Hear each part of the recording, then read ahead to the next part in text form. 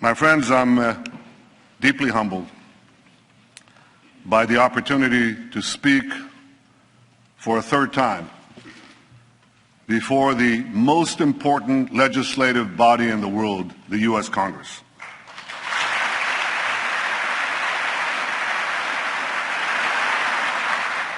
I want to thank you all for being here today. I know that my speech has been the subject of much controversy. I deeply regret that some perceive my being here as political. That was never my intention. I want to thank you, Democrats and Republicans, for your common support for Israel, year after year, decade after decade.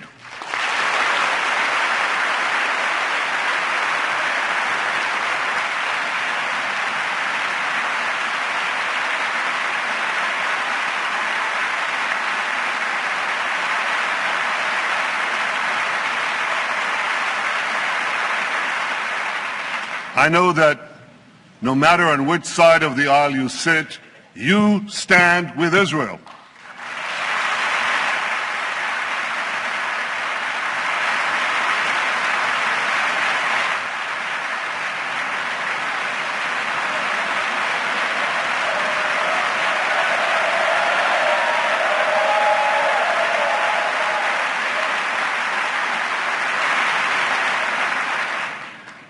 The remarkable alliance between Israel and the United States has always been above politics. It must always remain above politics.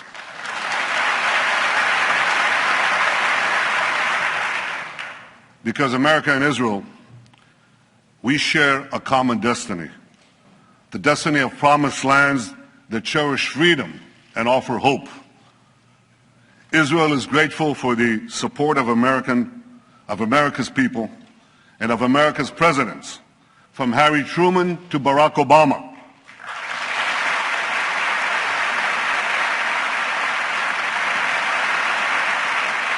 We appreciate all that President Obama has done for Israel. Now, some of that is widely known.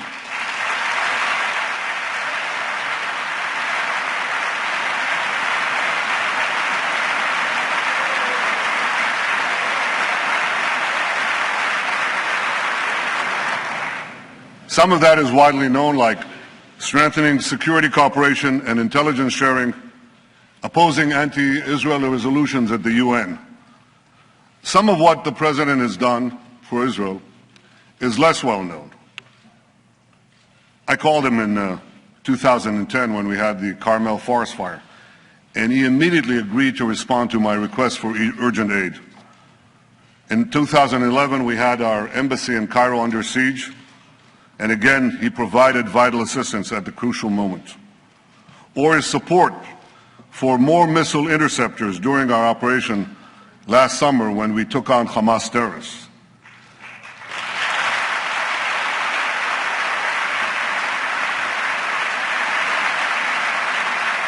In each of those moments, I called the President, and he was there. And some of what the President has done for Israel might never be known, because it touches on some of the most sensitive and strategic issues that arise between an American president and an Israeli prime minister. But I know it, and I will always be grateful to President Obama for that support.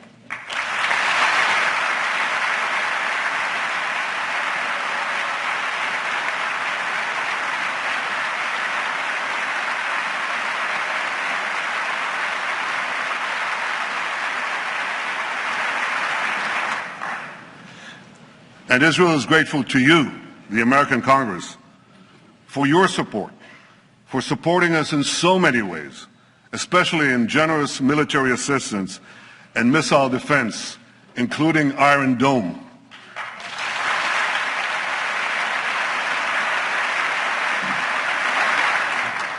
Last summer, millions of Israelis were protected from thousands of Hamas rockets because this Capitol Dome helped build our Iron Dome.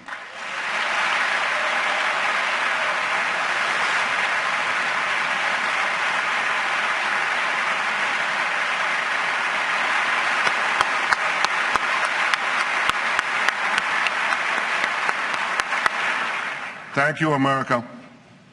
Thank you for everything you've done for Israel. My friends, I've come here today because as Prime Minister of Israel, I feel a profound obligation to speak to you about an issue that could well threaten the survival of my country and the future of my people: Iran's quest for nuclear weapons. We're an ancient people. In our nearly 4,000 years of history, many have tried repeatedly to destroy the Jewish people. Tomorrow night, on the Jewish holiday of Purim, we'll read the book of Esther. We'll read of a powerful Persian viceroy named Aman, who plotted to destroy the Jewish people some 2,500 years ago. But a courageous Jewish woman, Queen Esther, exposed the plot and gained for the Jewish people the right to defend themselves against their enemies. The plot was foiled.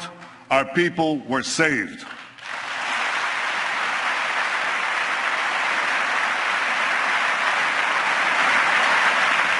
Today, the Jewish people face another attempt by yet another Persian potentate to destroy us. Iran's supreme leader, Ayatollah Khamenei, Iran's supreme leader, Ayatollah Khamenei, spews the oldest hatred of anti-Semitism with the newest technology. He tweets that Israel must be annihilated. He tweets. You know, in Iran, there isn't exactly free internet. But he tweets in English that Israel must be destroyed. For those who believe that Iran threatens the Jewish state, but not the Jewish people, listen to Hassan Nasrallah, the leader of Hezbollah, Iran's chief terrorist proxy. He said, "If all the Jews gather in Israel, it will save us the trouble of chasing them down around the world." But Iran's regime is not merely a Jewish problem, any more than the Nazi regime was merely a Jewish problem. The 6 million Jews murdered by the Nazis were but a fraction of the 60 million people killed in World War II. So too, Iran's regime poses a grave threat not only to Israel, but also to the peace of the entire world. To understand just how dangerous Iran would be with nuclear weapons, we must fully understand the nature of the regime. The people of Iran are very talented people. They're heirs to one of the world's great civilizations. But in 1979, they were hijacked by religious zealots who imposed on them immediately a dark and brutal dictatorship. That year, the zealots drafted a constitution, a new one for Iran. It directed the Revolutionary Guards not only to protect Iran's borders, but also to fulfill the ideological mission of jihad. The regime's founder, Ayatollah Khomeini, exhorted his followers to export the revolution throughout the world. I'm standing here in Washington, D.C., and the difference is so stark. America's founding document promises life, liberty, and the pursuit of happiness. Iran's founding document pledges death, tyranny, and the pursuit of jihad. And as states are collapsing across the Middle East, Iran is charging into the void to do just that. Iran's goons in Gaza, its lackeys in Lebanon, its Revolutionary Guards on the Golan Heights are clutching Israel with three tentacles of terror. Backed by Iran, Assad is slaughtering Syrians. Backed by Iran, Shiite militias are rampaging through Iraq. Backed by Iran, Houthis are seizing control of Yemen, threatening the strategic straits at the mouth of the Red Sea. Along with the Straits of Hormuz, that would give Iran a second choke point on the world's oil supply. Just last week, near Hormuz, Iran carried out a military exercise blowing up a mock U.S. aircraft carrier. That's just last week, while they're having nuclear talks with the United States. But unfortunately, for the last 36 years, Iran's attacks against the United States have been anything but mock, and the targets have been all too real. Iran took dozens of Americans hostage in Tehran, murdered hundreds of American soldiers, Marines in Beirut, and was responsible for killing and maiming thousands of American servicemen and women in Iraq and Afghanistan. Beyond the Middle East, Iran attacks America and its allies through its global terror network. It blew up the Jewish Community Center and the Israeli embassy in Buenos Aires. It helped al-Qaeda bomb U.S. embassies in Africa. It even attempted to assassinate the Saudi ambassador right here in Washington, D.C. In the Middle East, Iran now dominates 4 Arab capitals: Baghdad, Damascus, Beirut, and Sana'a. And if Iran's aggression is left unchecked, more will surely follow. So at a time when many hope that Iran will join the community of nations, Iran is busy gobbling up the nations.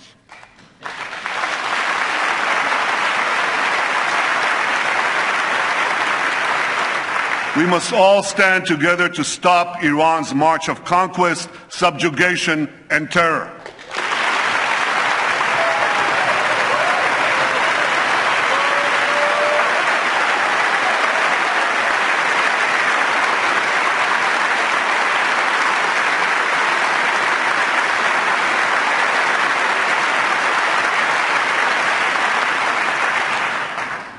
Now, 2 years ago, we were told to give President Rouhani and Foreign Minister Zarif a chance to bring change and moderation to Iran. Some change, some moderation. Rouhani's government hangs gays, persecutes Christians, jails journalists, and executes even more prisoners than before. Last year, the same Zarif who charms Western diplomats laid a wreath at the grave of Imad Murnia. Imad Murnia is the terrorist mastermind who spilled more American blood than any other terrorist besides Osama bin Laden. I'd like to see someone ask him a question about that. Iran's regime is as radical as ever. Its cries of death to America, that same America that it calls the Great Satan, as loud as ever. Now, this shouldn't be surprising, because the ideology of Iran's revolutionary regime is deeply rooted in militant Islam. And that's why this regime will always be an enemy of America. And don't be fooled. The battle between Iran and ISIS doesn't turn Iran into a friend of America. Iran and ISIS are competing for the crown of militant Islam. One calls itself the Islamic Republic, the other calls itself the Islamic State. Both want to impose a militant Islamic empire, first on the region and then on the entire world. They just disagree among themselves who will be the ruler of that empire. In this deadly Game of Thrones, there's no place for America or for Israel.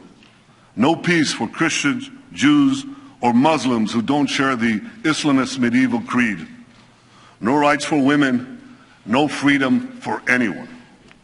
So when it comes to Iran and ISIS, the enemy of your enemy is your enemy.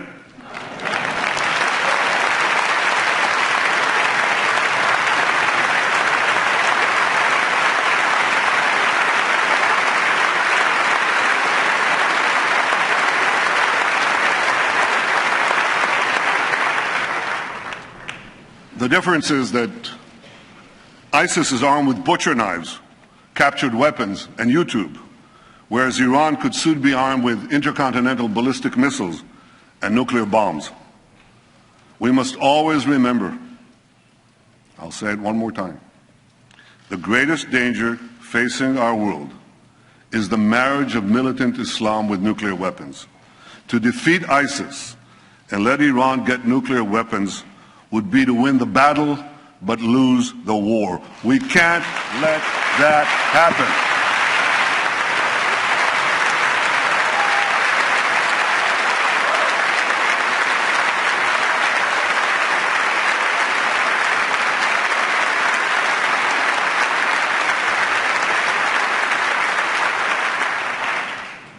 But that, my friends, is exactly what could happen if the deal now being negotiated is accepted by Iran.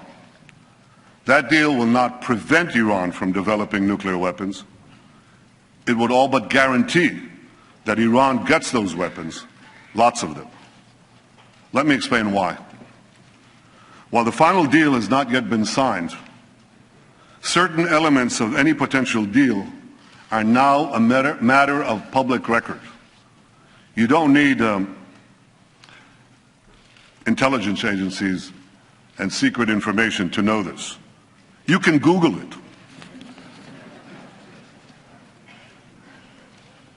Absent a dramatic change, we know for sure that any deal with Iran will include two major concessions to Iran. The first major concession would leave Iran with a vast nuclear infrastructure, providing it with a short breakout time to the bomb. Breakout time is the time it takes to amass enough weapons-grade uranium or plutonium for a nuclear bomb. According to the deal, not a single nuclear facility would be demolished. Thousands of centrifuges used to enrich uranium would be left spinning. Thousands more would be temporarily disconnected, but not destroyed. Because Iran's nuclear program would be left largely intact, Iran's breakout time would be very short, about a year by U.S. assessment, even shorter by Israel's. And if Iran's work on advanced centrifuges, faster and faster centrifuges, is not stopped, that breakout time could still be shorter, a lot shorter.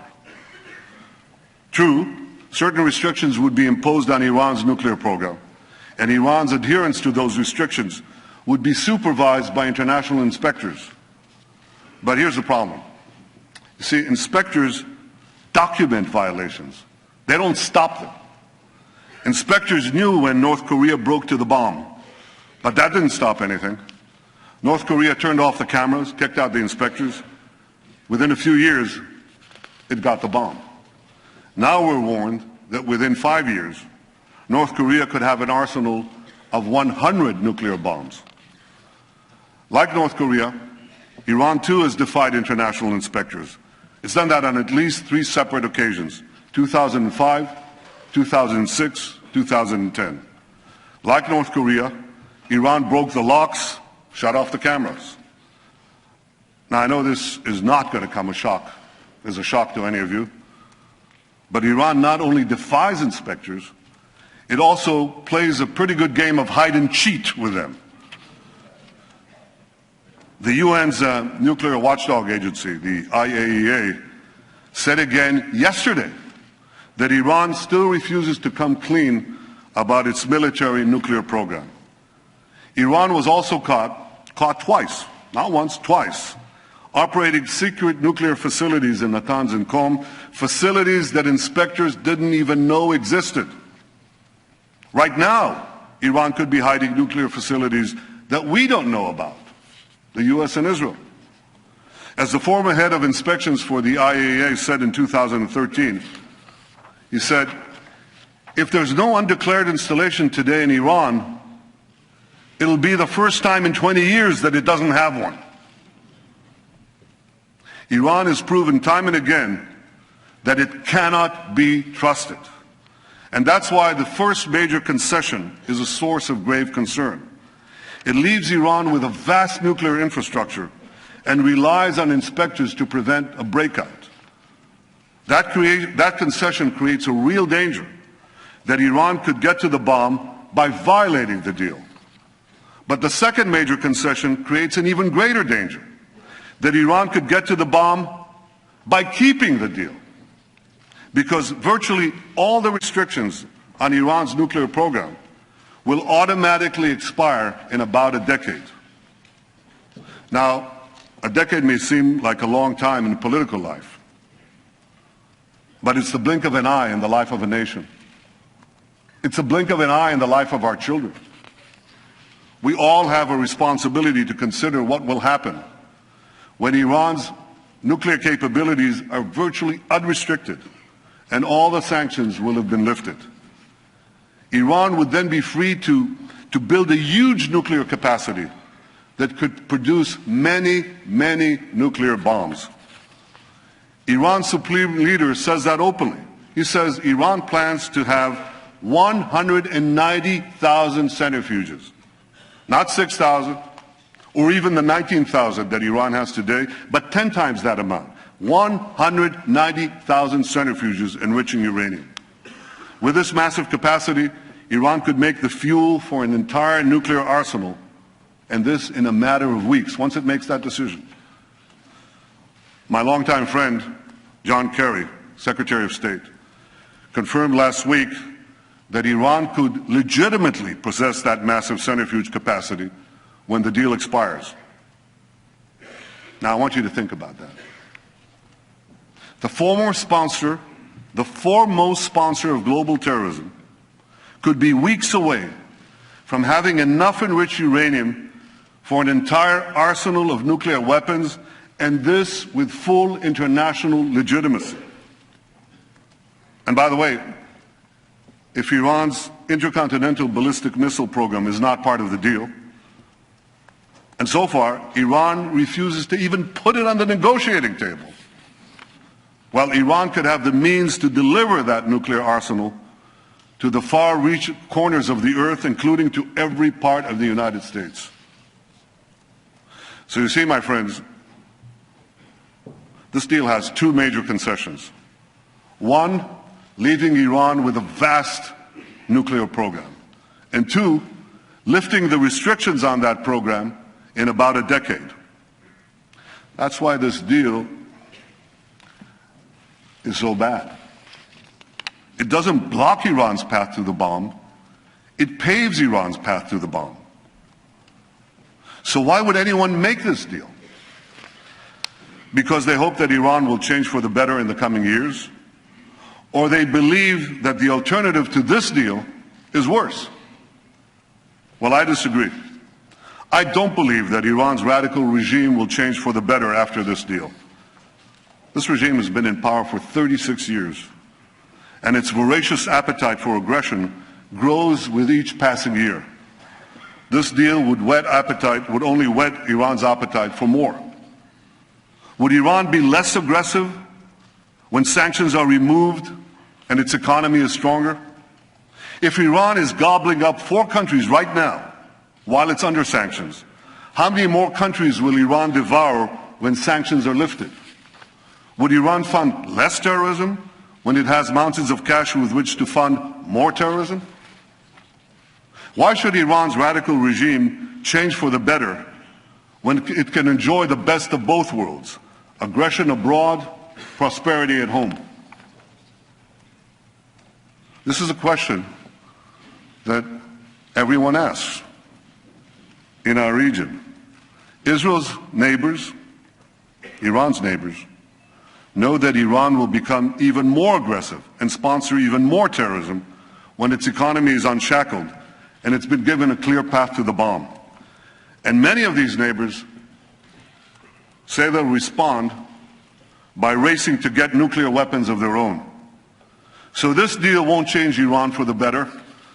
It will only change the Middle East for the worse. A deal that's supposed to prevent nuclear proliferation would instead spark a nuclear arms race in the most dangerous part of the planet. This deal won't be a farewell to arms. It would be a farewell to arms control. And the Middle East would soon be crisscrossed by nuclear tripwires. A region where small skirmishes can trigger big wars would turn into a nuclear tinderbox. If anyone thinks this deal kicks the can down the road, think again. When we get down that road, we'll face a much more dangerous Iran, a Middle East littered with nuclear bombs, and a countdown to a potential nuclear nightmare. Ladies and gentlemen, I've come here today to tell you we don't have to bet the security of the world on the hope that Iran will change for the better. We don't have to gamble with our future and with our children's future.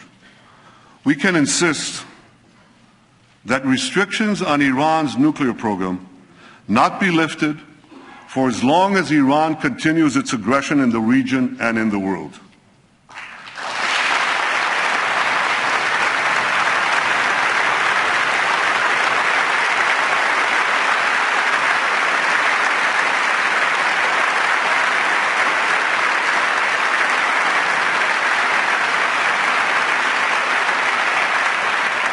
Before lifting those restrictions, the world should demand that Iran do three things.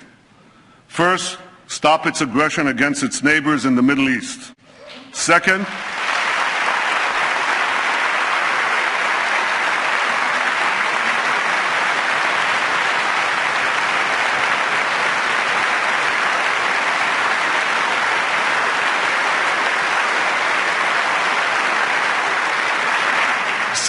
stop supporting terrorism around the world.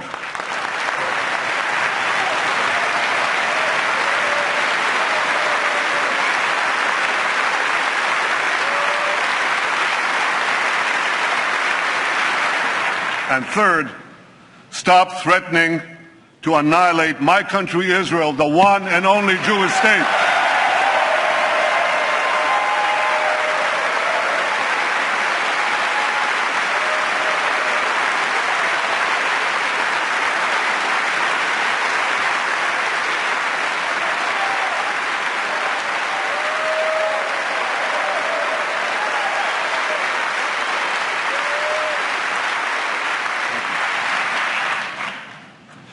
If the world powers are not prepared to insist that Iran change its behavior before a deal is signed, at the very least, they should insist that Iran change its behavior before a deal expires.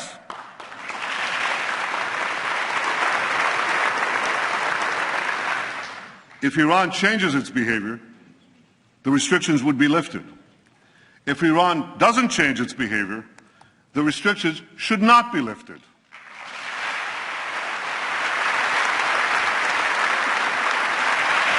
If Iran wants to be treated like a normal country, let it act like a normal country.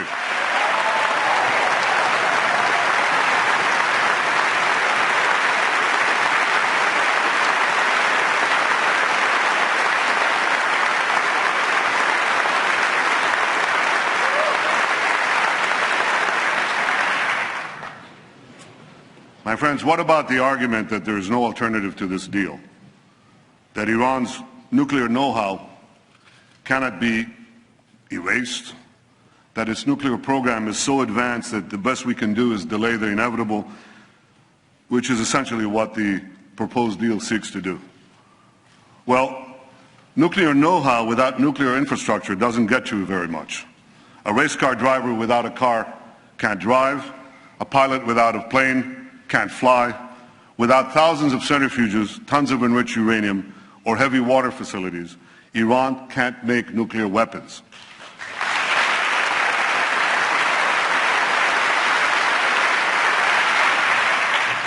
Iran's nuclear program can be rolled back well beyond the current proposal by insisting on a better deal and keeping up the pressure on a very vulnerable regime, especially given the recent collapse in the price of oil.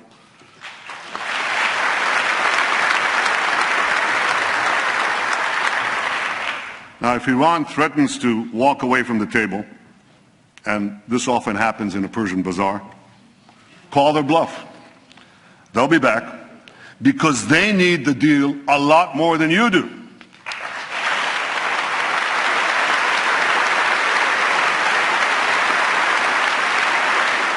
And by maintaining the pressure on Iran and on those who do business with Iran, you have the power to make them need it even more. My friends, for over a year,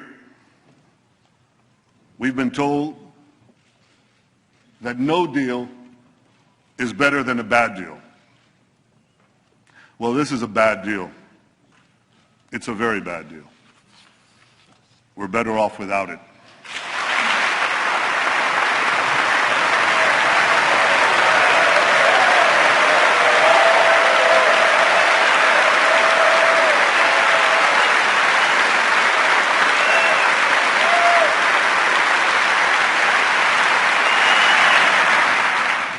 Now we're being told that the only alternative to this bad deal is war. That's just not true. The alternative to this bad deal is a much better deal.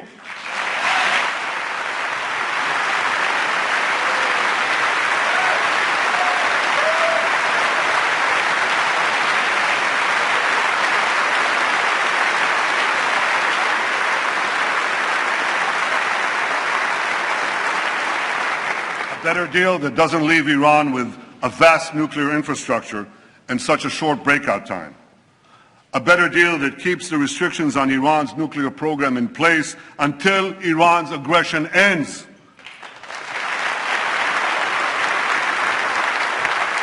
A better deal that won't give Iran an easy path to the bomb. A better deal that Israel and its neighbors may not like, but with which we could live, literally. And no country has a greater stake. No country has a greater stake than Israel in a good deal that peacefully removes this threat. Ladies and gentlemen, history has placed us at a fateful crossroads. We must now choose between two paths. One path leads to a bad deal that will at best curtail Iran's nuclear ambitions for a while. But it will inexorably lead to a nuclear-armed Iran whose unbridled aggression will inevitably lead to war. The second path, however difficult, could lead to a much better deal that would prevent a nuclear-armed Iran, a nuclearized Middle East, and the horrific consequences of both to all of humanity. You don't have to read Robert Frost to know. You have to live life to know that the difficult path is usually the one less traveled. But it will make all the difference for the future of my country, the security of the Middle East, and the peace of the world, the peace we all desire.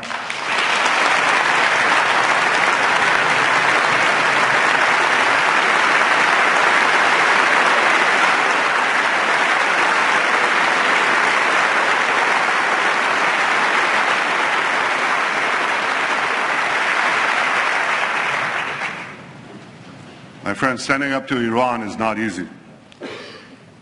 Standing up to dark and murderous regimes never is.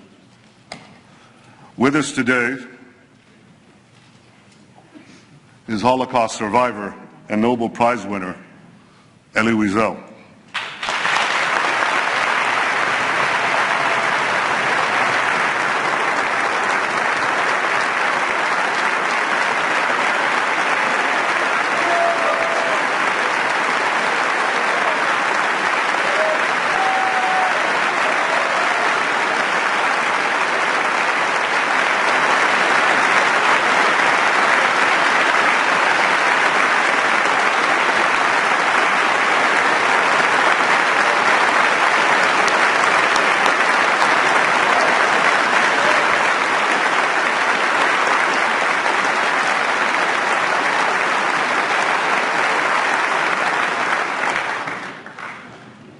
Elie, your life and work inspire us to give meaning to the words, never again.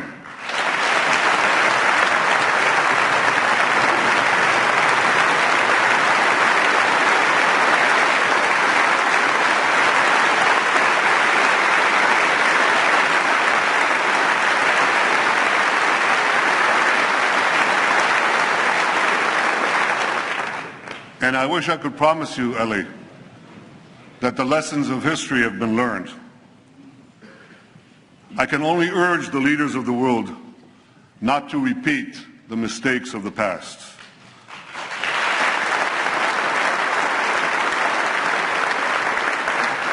Not to sacrifice the future for the present, not to ignore aggression in the hopes of gaining an illusory peace. But I can guarantee you this: the days when the Jewish people remain passive in the face of genocidal enemies, those days are over.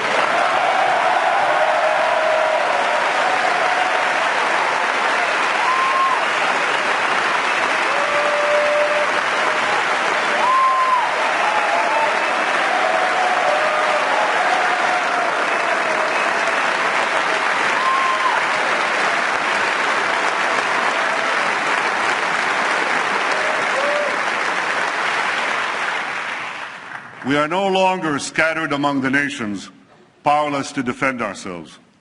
We've restored our sovereignty in our ancient home, and the soldiers who defend our home have boundless courage. For the first time in 100 generations, we, the Jewish people, can defend ourselves.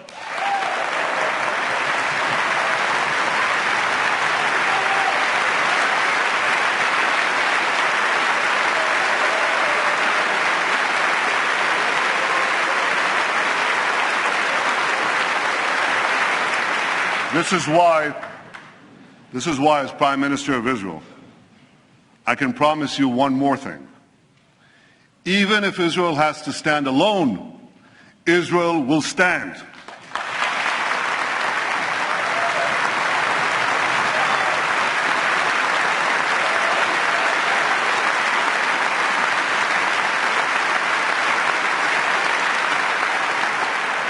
But I know that Israel does not stand alone. I know that America stands with Israel. I know that you stand with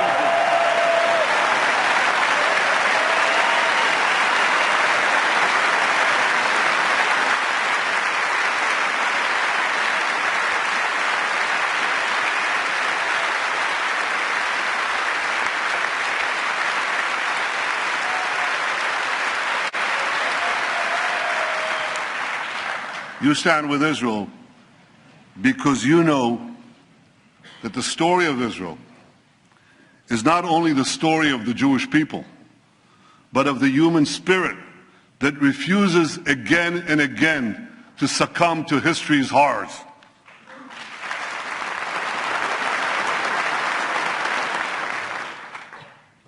Facing me, right up there in the gallery, overlooking all of us in this august chamber, is the image of Moses. Moses led our people from slavery to the gates of the Promised Land. And before the people of Israel entered the land of Israel, Moses gave us a message that has steeled our resolve for thousands of years. I leave you with his message today. Chizku v'imtzu, al tiru ve'al ta'artzu mipnehem. Be strong and resolute, neither fear nor dread them. My friends, may Israel and America always stand together, strong and resolute. May we neither fear nor dread the challenges ahead. May we face the future with confidence, strength, and hope. May God bless the state of Israel, and may God bless the United States of America.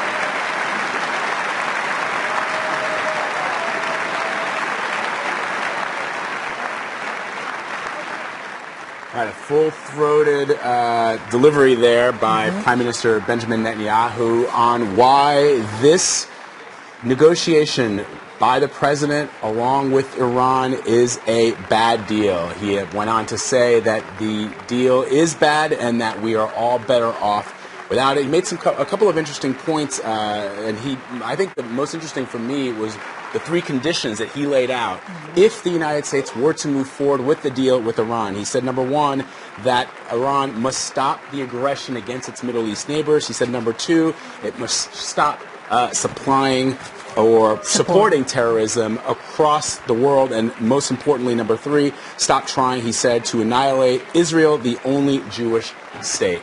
And he received a standing ovation for that. Let's go ahead and bring in our State Department correspondent, Margaret Brennan. We know obviously there was some concern on the part of the United States that there might be some details revealed in this speech. I guess we'll get to her in just a moment. Do we have Major Garrett with us, our Chief White House correspondent? Major Garrett is with us from the White House. And Major, just your thoughts, because earlier before his speech got underway, you were talking about the idea that there was, or someone was talking about the fact that there was some concern on the part of the administration that perhaps there might be some sensitive details revealed about these negotiations. What did you hear in this speech? Well, nothing, and I think there might have been a bit of political maneuvering by the Israeli Prime Minister and his ambassadorial staff here in the United States to hint or suggest that that might happen. There were some current concerns expressed by the administration. Of course, they wouldn't want that to happen in the end. There were no secret details. What the Israeli Prime Minister may have wanted to do is just add, if it was possible, an extra potential element of drama. What the Israeli Prime Minister said is, I'm not really revealing any secrets. You can Google the two things I'm most concerned about. And this goes to our conversation before the speech. And this very fundamental divide between this administration and its negotiating partners, which is the other members of the Security Council of the United Nations and Germany with Iran. The United States and its negotiating partners don't believe it's possible to persuade Iran to give up all of its underlying nuclear technology, which they say is principally used for civilian energy generation purposes. Israeli Prime Minister said, yes, you can. And that would constitute a better deal. Have Iran destroy and dismantle some of that underlying nuclear technology so it will never possess the ability at any future date to develop a nuclear bomb. And that is really the essential division and disagreement over what might or might not constitute a good deal. And what the Israeli Prime Minister said is the United States is underappreciating the negotiating leverage it possesses with Iran.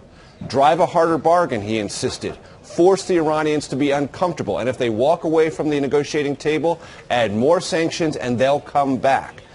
What the Israeli Prime Minister said to counter the administration argument that the only alternative to failed negotiations is military conflict, no. He said the alternative is longer negotiations that in the end create a better deal.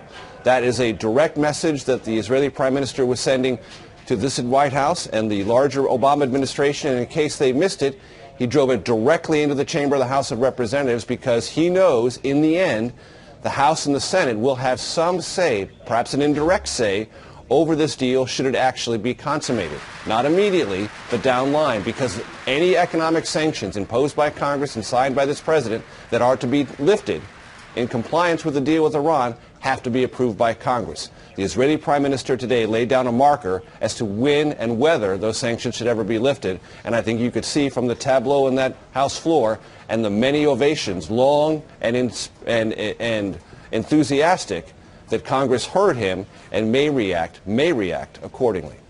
And we want to bring in Margaret Brennan, our State Department correspondent. Margaret, off of Major's point, do you think that this speech was an electrifying speech, a rousing speech for many members of the House there who stood up and applauded many times? Do you think that this will change at all the calculus as the diplomatic negotiations move forward? I think the Obama administration breathed a sigh of relief. There are no great secrets revealed there. Yes, the Prime Minister is very articulate, speaks English quite well. He's been Prime Minister for 9 years, not necessarily